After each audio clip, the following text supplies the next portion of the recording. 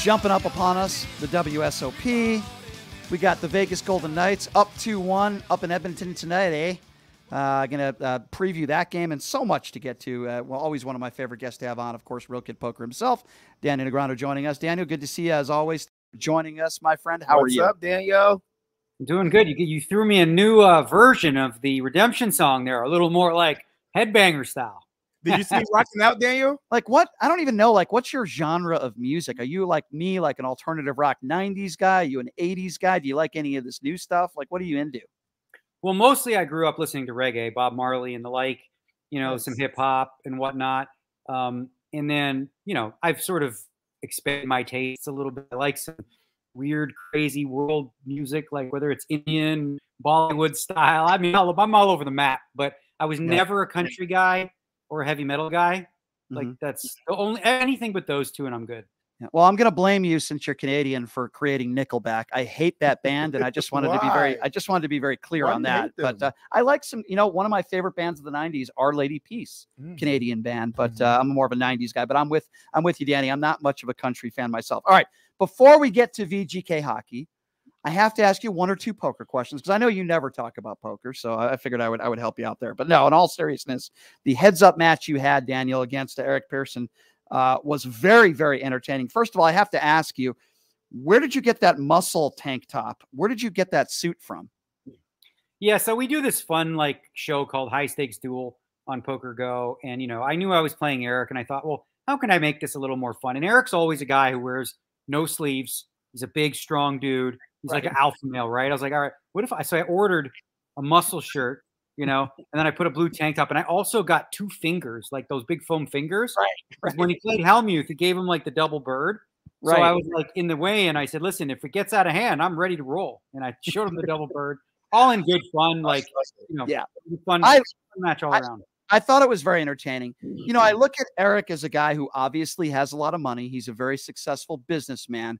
I'm just curious, how would you rate his poker game, in general compared to other professionals? Do you consider him a professional, or do you consider him an amateur that has a lot of money, that has moderate poker skills? What would you consider his poker game at right now? Well, to be precise, he does make a lot of money in these cash games and good spots and good games, and that's playing ring game. Now, what that means is, against 7 or 8 other players. I don't think he has a lot of experience playing specifically heads up, and I do. So I found he made some mistakes there, with some of the decisions he was making. I was a little bit surprised because it's really tough. If you've never played one-on-one heads up, a lot of the things you think is correct about poker just goes out the window, and it's a totally different game. I remember it was Antonio Esfandiari. I was talking to him about heads up poker, and he said, at least 80% of the hands in position you should be raising before the flop, regardless of what your cards are. Do you agree? It's approximately 80%. Yeah, that changes as the stack depths get smaller. Like, say, for example, if the blinds are 500, 1,000, and the guy's only got 15,000, well, you don't raise every hand anymore because, he's going to put it all in against you. But in the beginning, when you're deeper, right around 80% is correct. All right. Fair enough. That's a good tip. And Esfandiari, pretty good heads-up poker player as well. I want to talk to you about a story that you put up on your social media, which is pretty darn cool, sad, and then turning into a positive, which is this Uber driver, right? There's a video that was circulating online with millions of views of this Uber driver getting emotional, talking about how he got this $1 tip, and that, he's struggling, and it's not just him. There's so many people in society, and you can feel his pain and his emotion, whether you're a food delivery driver, Uber, whatever the case may be. And then you kind of put a lot of emphasis on this story. You put it up on your social media, and I guess he's getting a lot of notoriety, and which is a great thing. What do you make of this story? It really is a touching story, and it goes to show the good of humanity, right? Of people just helping people that are struggling. So before I posted it and, retweeted or whatever, I was thinking to myself, okay, you're going to get the backlash from all the people who say, it's not my responsibility to pay the tips. The company should do that. I'm like, I get that. And I agree with you. And that's sort of the point. I understand the system's broken. They should be taking care of them, but that's not the case. And this guy just did like a 1-hour delivery. He gets $2 from the app, and you tipped him $1.19. He's not even going to cover gas. So if you are going to use these apps, just keep that in mind, right? I agree wholeheartedly. In Europe, there really is no tipping. But the companies themselves pay these things. And you're right that these workers are taken advantage of. So there's really no point in going down that road of discussing that. I just saw a guy who me and my wife both felt like, this guy's trying. Like, he's trying to work, Yeah. he's trying to work, but like, and everyone says, well, he should get a better job. I'm like, that's so insensitive. Like, you don't know what jobs are available, what he can possibly do. Obviously, I agree. Like, if everyone stopped doing that job, maybe the wages would be better. But I don't know. I just felt like a nice thing to do for somebody who was struggling. I commend you for doing Seriously, that was because very I wouldn't good. know about this story if I didn't go on our Twitter page today. And I appreciate you doing that. I guess that goes to another question, which involves poker, which is, have you been in situations, which I'm sure you have in poker, where guy takes down a $30,000, $40,000 pot, throws the dealer a dollar, or doesn't throw the dealer anything at all, doesn't give the dealer anything at the end of the session? Do you say something? Is it their business? You don't say anything. How do you handle a situation like that? I'm curious. Yeah, no, we don't say anything. And I'll tell you what, as a sidebar, generally what happens in these high stakes games now is whenever a new dealer sits, the first hand they deal, whoever wins that pot pays the rake and tips the dollar $25. So then it's like, it's guaranteed. Now, people can still tip in addition to that, but they don't have to feel obliged to, because the dealer in 30 minutes is making $25. If he plays 2 downs, that's $50. That's decent, right?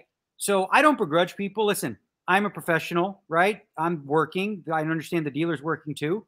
When I lose a hand, the dealer doesn't throw me a dollar, right? So while I understand it, it's similar to the other argument, right? Where they should be getting enough wages where, we shouldn't be obligated to tip. And I don't begrudge people who choose not to. Like, if you make, say, for example, 100,000 a year playing poker, and you tip generously and you end up tipping, like, by the end of the year, 20, 30,000 in tips, that's a big part of your income as well. So it's a difficult decision, and I leave it up to the person. I remember hearing a story, Daniel, Joe Hashem back in the day, the former, World Series of Poker main event champion. I don't know if this story's true or not. Maybe you tell me if you heard this, where he wins the main event, and he was asking a dealer at the time, how much should I tip? Like, I don't even know how much I should tip. I just won the main event. And the dealer said, I don't care.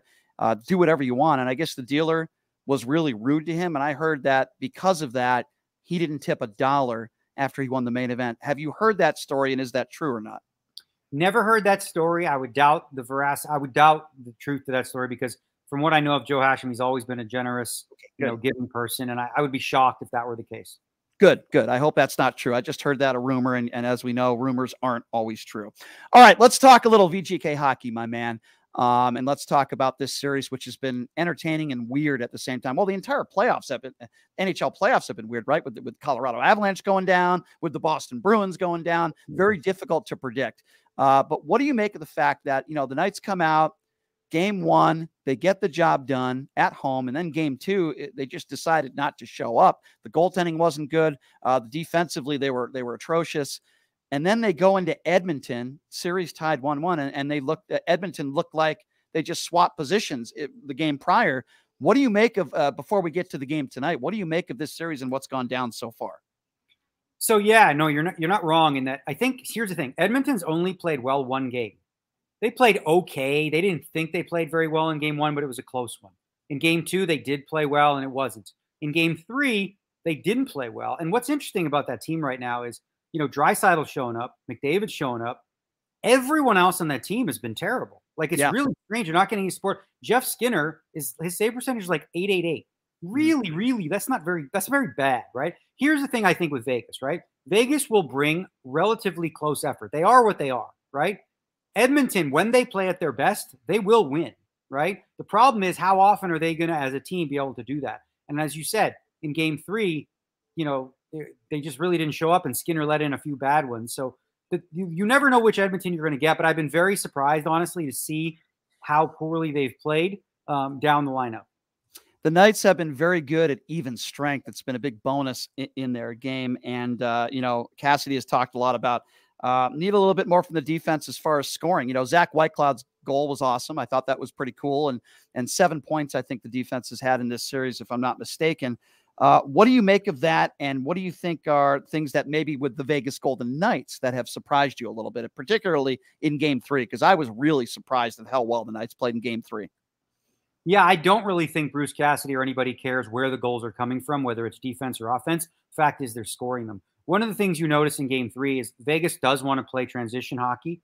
They want to play off the rush. In game 3, Edmonton just let them. They didn't do anything through the neutral zone. They weren't playing tough in front of the net. for Vegas, I thought, they played well. They played to their system. And when they do that, they're going to have a chance. Obviously, we saw, LB got knocked out of the game, but I think Aiden Hill healthy is an upgrade in net. I did say this before with LB, like he'd only played 24 games max in one season, which isn't a lot, right? It's very difficult to play every other night during the playoffs. The wear and tear on your body. I mean, not that I was rooting for him to get hurt, but it seemed like a reasonable possibility. Luckily for them, they have Aiden Hill. Now, Aiden Hill's coming off an injury. He gets hurt, and now there's some significant problems. I don't think I've ever said this. The only time I've ever said this is when the Vegas Golden Knights in year one were up 1-0, 1-0 against the Capitals, if you remember. And the Knights were obviously the odds-on favorite to win the Stanley Cup at that point. They were the favorite to win the series. We know that didn't happen. Right now, we're at that same point, which is mesmerizing. We're not even at the Western or Eastern Conference Finals. Right now, the Vegas Golden Knights are the odds-on favorite to win the Stanley Cup. Do you agree or disagree with that? Well, I think what they do when they factor these in is obviously they look at the road to the win. They look at the series scores and other series and things like that. I don't I wouldn't bet them as the favorite because obviously with Aiden Hill there, that's. Like I said, I think it's an upgrade, but will he be able to stand up through another 20 games just coming off an injury?